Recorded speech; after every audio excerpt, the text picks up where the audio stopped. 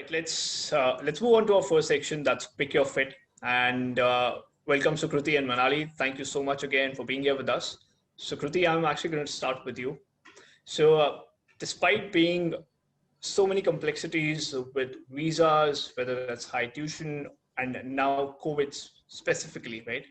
US continues to be the most desired location for MBA aspirants.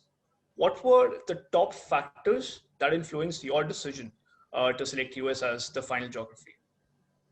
So firstly, when I applied and got it, it was last year and I got my admission in September. So this was all pre-COVID.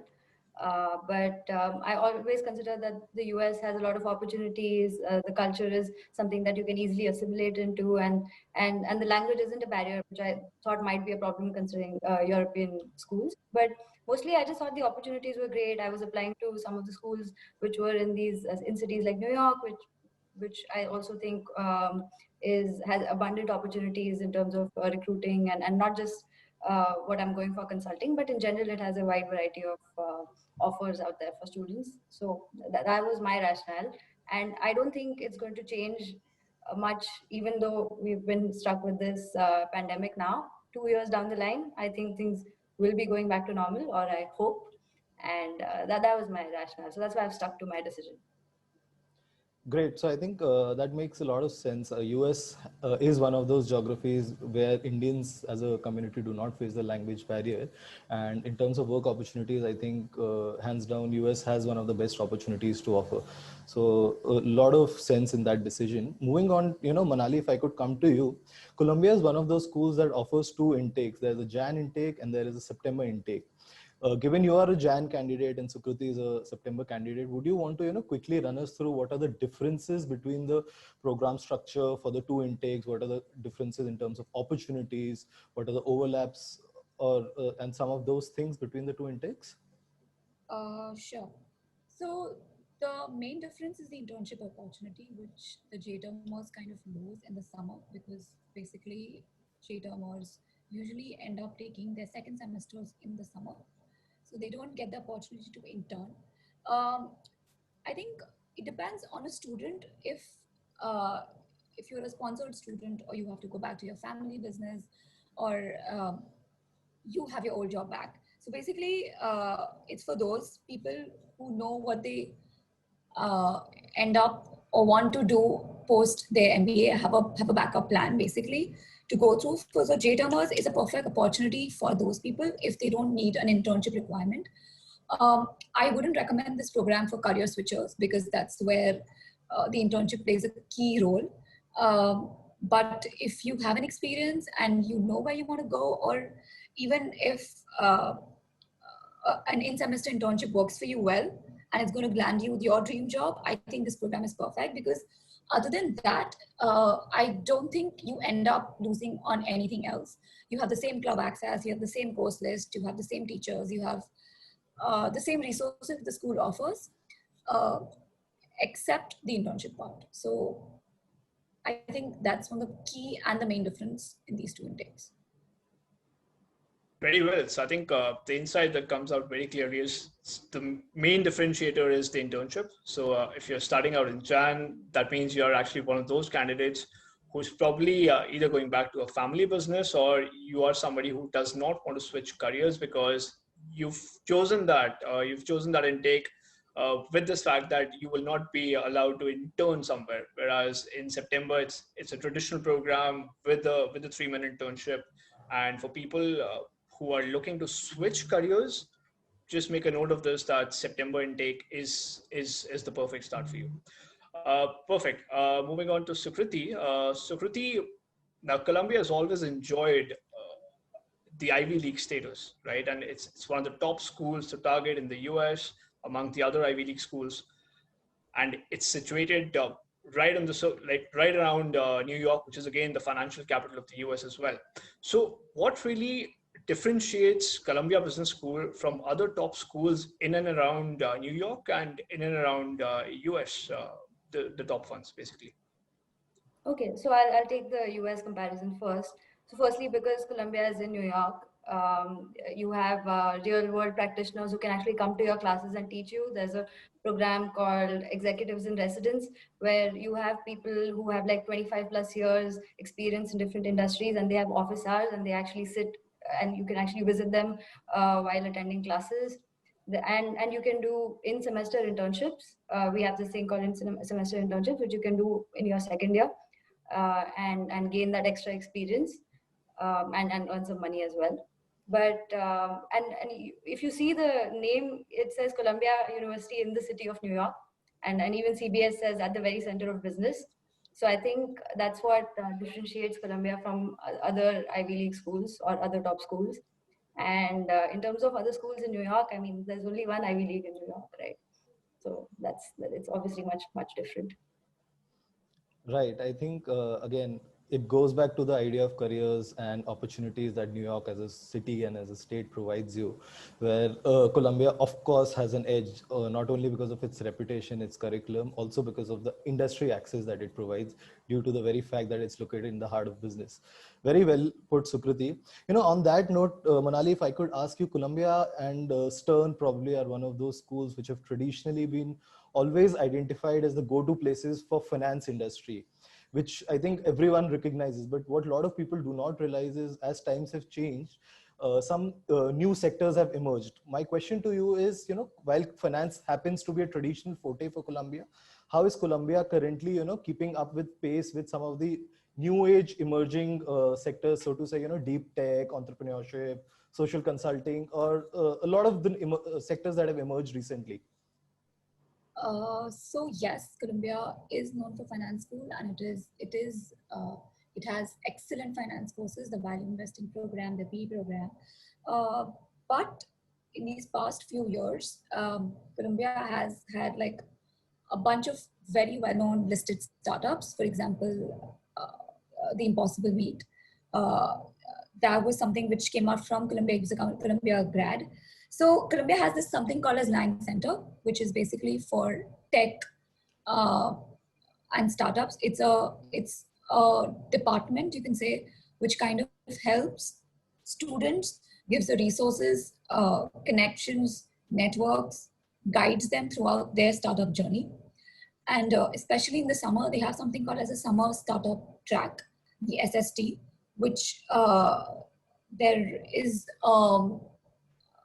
of value money as well in the end, which they kind of end up distributing. I can't remember the value now. But so it's basically a program where you get mentors for your startup idea. You apply with a startup idea with your team, and you are then allotted mentors, specific peer groups, which kind of helps you. Your peers kind of help you in your startup journey, how they.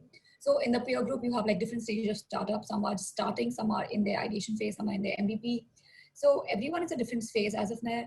So they kind of help together to make your product, your startup grow in general. So over time, these have grown quite a bit. The resources have just added. So that is something which Columbia definitely offers in the startup and the tech phase. In the consulting phase, I think majority kind of placement happens in consulting in Columbia right these days. It also could be because the industry is growing and people really prefer to be consultant these days, and it's easy to get a job or land a job in consulting. So yes, definitely Columbia has a lot of consulting focus. All the top companies, McKinsey, Bain, BCG, come up on campus to recruit. So again, it has a very well MCA club, which is the Management Consulting Club, which is quite known, which kind of helps you throughout your consulting process, makes you interview prep, etc. things. So in all these space, Columbia has definitely grown quite a bit. And yes, definitely there's more space to grow, but I can't say it's just known as a finance school anymore. Hope it answers your question. Absolutely, I think you've summarized it pretty well. That it's no longer a finance heavy or finance dependent school at all, right? I think the school has invested a lot in the last few years to ensure that whether you are starting up, you have your own idea, and whether you are basically doing a tech startup or any other startup, the school provides enough resources to support you, to help you, to guide you, and provide you with an ecosystem of mentors, whether it's funding or any other support that you want, to ensure that your MVP actually grows and you make it big with your idea. And secondly, of course, you mentioned with consulting that consulting, of course, is growing globally and especially in the US. So Columbia is a top choice for all top consulting companies. So I think comes out very well. Moving on, so Kruti, I'll just come to you with the next one. One emerging trend in the US that we've seen is the introduction of STEM programs and STEM degrees. So does Columbia already have a STEM designated program or no? So yes, we actually got the news in Feb that Columbia is now STEM, and you get it irrespective of the subjects you choose. So you don't have to tailor your course in any way to get the STEM certification. And they even offered it to the graduates of 2019, so it applies all the way back to 2019. It was very cool of them. Just to also help our viewers, do you mind just expanding a bit on how does a STEM degree support somebody studying in the US? Yeah, so normally you get an OPT when you graduate from a business school in the US, which allows you to work for one additional year, stay in the US for one additional year. But under a STEM certification, you get to stay for 3 years after you graduate. So that's a huge difference, and it opens up opportunities. Some employers are more willing to hire internationals because now they know that you're going to be around for 3 years. It definitely makes a difference. Very, very interesting insight coming for our viewers, people who may have missed. So Kriti, like she just pointed out, Columbia now offers a STEM degree. So for people who are worried about immigration rules and not having work permit, etc., be rest assured. I think Columbia is now offering a STEM designated degree, not just prospectively, but they have actually gone a step ahead by offering it retrospectively for people who graduated even in the prior years. So that concerns definitely should be addressed with this answer. This brings us to my last question of this section, which is around a very hot topic, which is GMAT. And Manali, if I could ask you, GMAT is of course a tough nut to crack. It is one of those things that keeps people on the fence and not allow them to apply. And US schools are of course known to be very heavy on GMAT. And we've seen from both your profiles that you had great GMATs too. So while picking your shortlist of schools, how much of a role did your GMAT score individually play while selecting Columbia, or even without, let's say, stellar GMAT? Were you always confident enough that because of your profile, because of a tightly knit application, you always thought you had a good shot? So I would be frank out here, to be honest. It does play a role. It is important. I gave my GMAT twice, I think. And with the initial score, I did apply to my dream schools, but I couldn't get in. So and the feedback which I got from my admission committee was something which that I think you should try retaking your GMAT. So I think it is an important decision maker. It's not the only decision maker, I would say, but it also again depends on what profile you come from, how many years of experience you have. The more the better. So I came with a very limited amount of experience, so I therefore needed a higher GMAT score to crack in. So again, it's all a weightage game, but yes, it did play a role in selecting my schools. But again, Columbia was my dream school. So I didn't have a higher school dream. So it definitely played out well for me. But I think, all incoming candidates who are looking to apply should at least think about this and should make sure they have an average GMAT score, which the school requires. If you have something which you think you're lagging on your profile, like work experience or social work or any kind of something which you feel is not good enough, you can probably make up on your GMAT, because that's something which you can take multiple times. And the schools usually are okay with students who take multiple attempts but end up getting a good GMAT score in the end. So Kruti, I'll also ask you this. Would you resonate with Manali on her thoughts, or you have something else to add here on the same question? No, definitely. I think the GMAT score is really important, and I know people will have you believe that it's a rounded decision. But as international students, you should definitely be aiming for the best score that you can get. I was not. My extracurriculars were maybe not that strong because I was working in private equity, and there wasn't really that much time. And I knew that I needed to compensate somewhere else for sure. And I think the score that I have definitely helped with that. And obviously, your profile needs to be strong, or they won't even consider you.